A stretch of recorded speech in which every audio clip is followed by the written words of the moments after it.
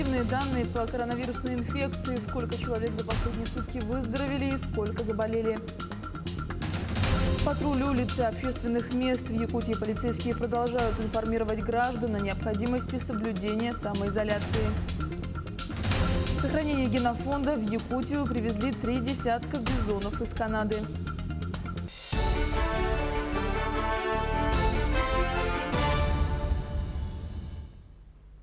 Здравствуйте! В эфире новости, в студии Юлия Великодная. Число заразившихся новой коронавирусной инфекцией в России выросло за последние сутки на 2774 и сейчас составляет 21 102 человека в 82 регионах. Об этом сообщили журналистам в оперативном штабе по борьбе с распространением коронавируса. Таким образом, число случаев заражения увеличилось на 15,1%, выздоровело 1694 человека, 224 за сутки. 170 человек умерло, 22 за сутки. Новые 1489 случаев зафиксированы в Москве. Всего в столице 13 тысяч заболевших. В Якутии еще 2 пациента выздоровели от коронавируса. Их выписали из инфекционной клинической больницы города Якутска после полного выздоровления. Проведенные после лечения повторные комплексные исследования на наличие заболевания показали отрицательный результат. Таким образом, на настоящий момент в Якутии излечились от коронавируса 15 пациентов, 17 человек получают лечение в инфекционных стационарах республики. Всего в Якутии 32 случая коронавируса.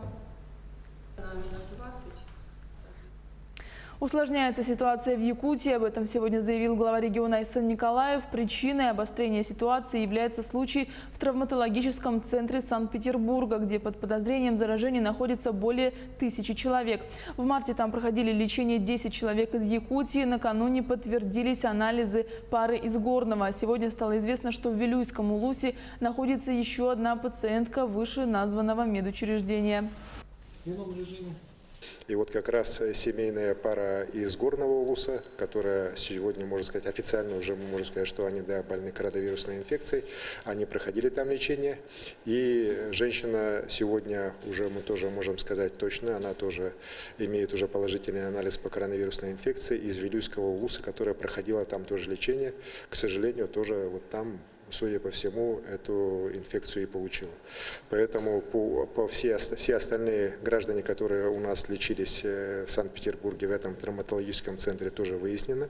У всех взяты анализы, но обработка их будет проходить в течение этой недели.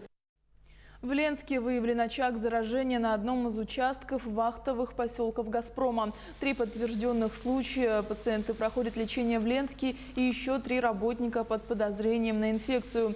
Прилетели врачи, они на месте берут пробы анализов у работников. На сегодня ситуация в районе, она как бы под контролем. У нас из наших в районе первый заболевший гражданин Армении. И у него подтвердилось у него положительный анализ, его супруги.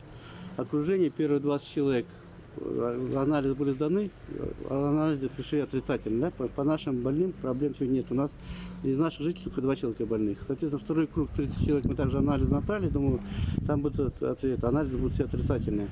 Позавчера нас вечером прибыли 3 человека с Чайндой, это работники Газфондовича Ноябрьск. В очень тяжелом состоянии. Они были помещены сразу в инфекционное отделение, сделали у них КТ, показали у них тяжелую форму пневмонии. Вчера вечером анализы поступили с Якутска, эти 3 человека больны коронавирусом. Дополнительно еще вчера вечером 3 человек мы тоже от них приняли. Мы не можем не принять, потому что на самом деле наши люди, граждане России, поэтому мы обязаны им помочь. Они сегодня помещены, все наши тоже изолятор. У всех сегодня состояние более-менее стабильное. Врачи отрабатывают с ними. 2 новых случая коронавируса выявили в Алдане. Там муж женщины, которая прилетела из Кисловодска. Второй случай – директор рынка в городе. 7 человек имеют подтверждение по наличию у них новой коронавирусной инфекции. Все они находятся в инфекционном отделении. 5 человек находятся еще в инфекционном отделении, которые являются подозрительными на наличие данной инфекции. Круг их лиц установлен, устанавливается по последним 2. Все они будут помещены в обсерватор, либо в инфекционное отделение в зависимости от состояния их здоровья. В В Якутии полицейские продолжают информировать граждан о необходимости соблюдения режима самоизоляции. С этой целью сотрудники полиции патрулируют улицы и другие общественные места. Сотрудники полиции проводят с гражданами профилактические разъяснительные беседы и просят граждан не выходить на улицу без крайней необходимости. Кроме того, сотрудники полиции продолжают совместно с представителями Министерства здравоохранения осуществлять контроль над находящимися на карантине по месту проживания. Среди прохожих на улицах оказались 171 гражданин в возрасте старше 65 лет и 21 иностранных гражданин. Также выявлено 55 несовершеннолетних, которые находились в общественных местах, в том числе 13 подростков в сопровождении родителей. Родители этих детей привлечены к ответственности по статье Кодекса административных правонарушений 5.35, часть 1. 6 человек находятся под контролем на самоизоляции. В России создан интернет-ресурс взаимопомощи «Мы вместе». Он призван создать базу данных волонтеров, которые хотели бы поддержать людей, находящихся на карантине и самоизоляции, а также пожилых и маломобильных граждан. В Москве сотни людей откликнулись на эту идею, среди них есть и якутяне. Как проходит День волонтера, знает Максим Кардозу. Спасибо тебе, дорогой, спасибо. Все, пожалуйста, вот ваша сдача. Ага. Все. Здоровья вам. Всего доброго. Борис Шадрин теперь после работы отправляется не домой, а по магазинам. В его списке большое количество продуктов и предметов первой необходимости, которые нужно доставить адресатам. Людмила Николаевна, это Борис звонит, волонтер. Смотрите, получается, есть несколько позиций, по которым хотел бы узнать. Салфетки эконом-смарт влажные. Их тут нету. В день Борис делает до 6 выездов. Заказы ему поступают через приложение. Много кто мне пишет в директ, почему ты дома не сидишь, почему ты по городу ездишь. Сейчас я принял решение, что буду помогать бабушкам старше 65 лет, покупать им продукты, потому что они находятся в самой опасной зоне. У нас целые регламенты, перчатки, маски. Маски меняем каждые 2 часа. Также и перчатки. Продукты мы не заносим домой. Мы оставляем их только возле двери.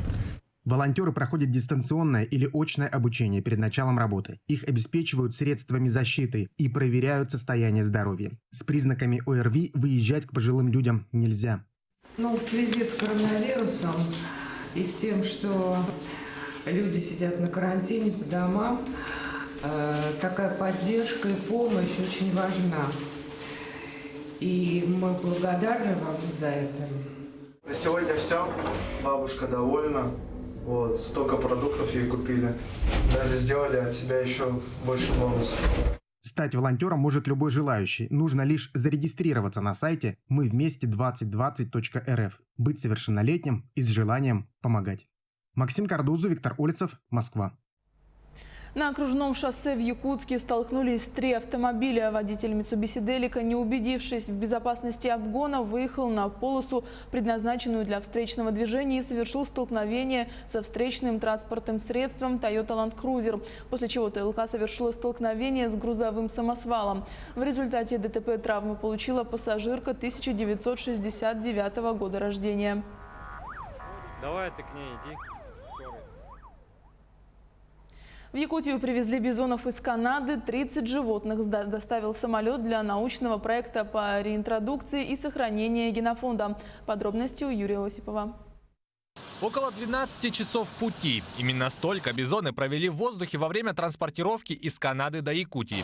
На протяжении всего пути их подкармливали и внимательно следили за состоянием. Состояние бизонов сейчас нормальное. Можно говорить, что нормальное. За ними во время полета осуществлялся непрерывный мониторинг. Надо сказать о том, что бизоны достаточно легко переносят путь. И наши канадские коллеги их должным образом подготавливать к долгому перелету. В Якутск прилетели 30 полуторагодовалых малышей. Из них 15 самцов и 15 самок. По словам специалистов, это оптимальный возраст для транспортировки бизонов. Привезли бизонов в специально оборудованных контейнерах, трейлерах. Здесь в аэропорту их не выпускают. Прямо в этих контейнерах их прицепят к грузовикам и выпустят только в самом бизонарии в Усть-Ботаме.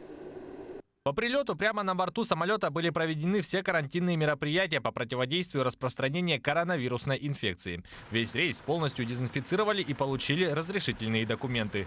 По клиническому состоянию животных будем смотреть документы, экспортные сертификаты, и далее будем переоформлять их на наши российские сертификаты. Тогда, когда возится другая продукция из других стран, мы обязаны досматривать и для безопасности других животных.